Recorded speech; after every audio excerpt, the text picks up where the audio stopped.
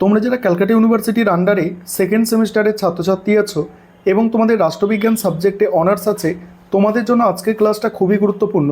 আজকের ক্লাসে তোমাদের ডিএসসিসি 2 পেপারে মডিউল 1 থেকে একটি গুরুত্বপূর্ণ বড় প্রশ্নের উত্তর নিয়ে আলোচনা করব, যে প্রশ্নটা তোমাদের পরীক্ষায় 10 নম্বর বা 20 নম্বরে আসতে পারে। প্রশ্নটা কি? প্রশ্নটা হচ্ছে ভারতের সংবিধানে উল্লেখিত সাম্যের অধিকারটি আলোচনা করো।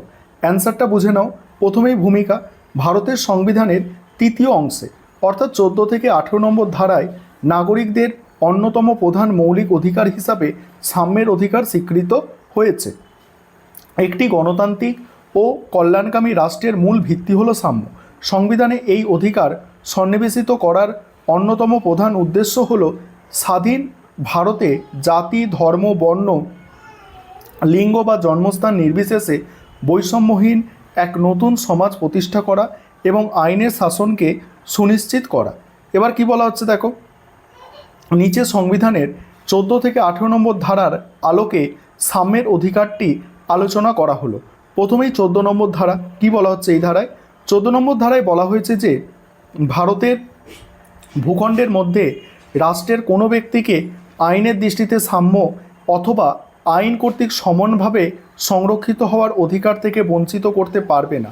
প্রথম ধারণাটি ব্রিটিশ সংবিধান থেকে গৃহীত, যার অর্থ দেশের সাধারণ আইনের চোখে ধনী দরিদ্র, শাসক শাসিত সকলেই সমান।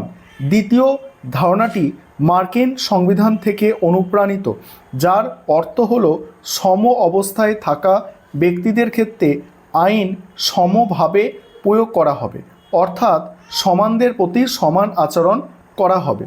এবারে আছে দেখো 15 নম্বর ধারা, পরে হচ্ছে 15 নম্বর ধারা। 14 নম্বর ধারা হলো 15 নম্বর ধারা। 15 নম্বর ধারায় স্পষ্ট বলা হয়েছে যে রাষ্ট্র কেবল ধর্ম, বংশ, জাতি, লিঙ্গ বা জন্মস্থানের ভিত্তিতে কোনো নাগরিকের প্রতি বৈষম্যমূলক আচরণ করতে পারবে না। দোকান, রেস্তোরাঁ, বিনোদনমূলক স্থানে প্রবেশ এবং সরকারি অর্থে বা সাধারণ জনগণের ব্যবহারের জন্য নির্মিত কুয়ো, স্নানাগার, রাস্তাঘাট ব্যবহারের ক্ষেত্রে কোনো ভেদাভেদ করা যাবে না। তবে ব্যতিক্রম হিসাবে রাষ্ট্র চাইলে পিছিয়ে পড়া শ্রেণী, নারী, শিশুদের উন্নতির জন্য বিশেষ সংরক্ষণের ব্যবস্থা গ্রহণ করতে পারে। এবার 16 নম্বর ধারা। এবারে 16 নম্বর ধারাটা দেখে নাও। তবে তার আগে একটা বিষয় তোমাদের বলবো, তোমাদের জন্য অনলাইন কোচিং ক্লাস চলছে। তোমরা যদি কেউ পেড ব্যাচে অ্যাডমিশন নিতে ইচ্ছুক থাকো বা আমাদের থেকে স্টাডি মেটেরিয়াল পারচেস করতে চাও, অর্থাৎ পিডিএফ নোটস, তাহলে তোমরা স্ক্রিনে দেওয়া নম্বরে যোগাযোগ করতে পারো। 16 নম্বর ধারায় কি বলা হয়েছে দেখো, এই ধারা অনুযায়ী রাষ্ট্রের অধীনে সরকারি চাকরি বা নিয়োগের ক্ষেত্রে দেশের সকল নাগরিকের জন্য সমান সুযোগ থাকবে। কেবল ধর্ম, জাতি, বর্ণ, লিঙ্গ, বংশ বা জন্মস্থানের কারণে কোনো নাগরিককে সরকারি চাকরির অযোগ্য বলে বিবেচনা করা যাবে না বা তার প্রতি বৈষম্য করা যাবে না। তবে সমাজের অনগ্রসর শ্রেণী, তপশিলি জাতি, উপজাতিদের জন্য সরকারি চাকরিতে আসন সংরক্ষণের ব্যবস্থা করার বিশেষ ক্ষমতা রাষ্ট্রকে দেওয়া হয়েছে।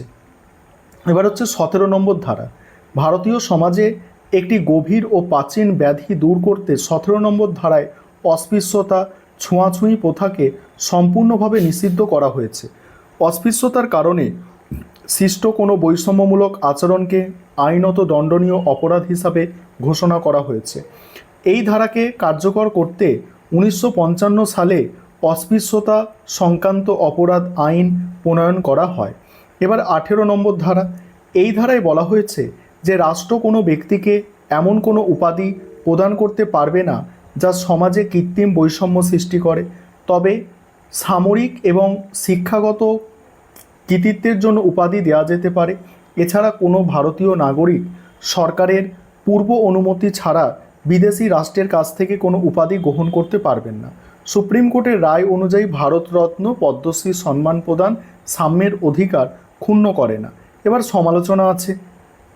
দেখো, সাম্যের অধিকারটি গুরুত্ব অনস্বীকার্য হলেও রাষ্ট্রবিজ্ঞানীরা বিভিন্ন দিক থেকে এর সমালোচনা করেছেন। প্রথমত, সংবিধানে সাম্যের কথা বলা হলেও বাস্তবে সংবিধানেই অনেক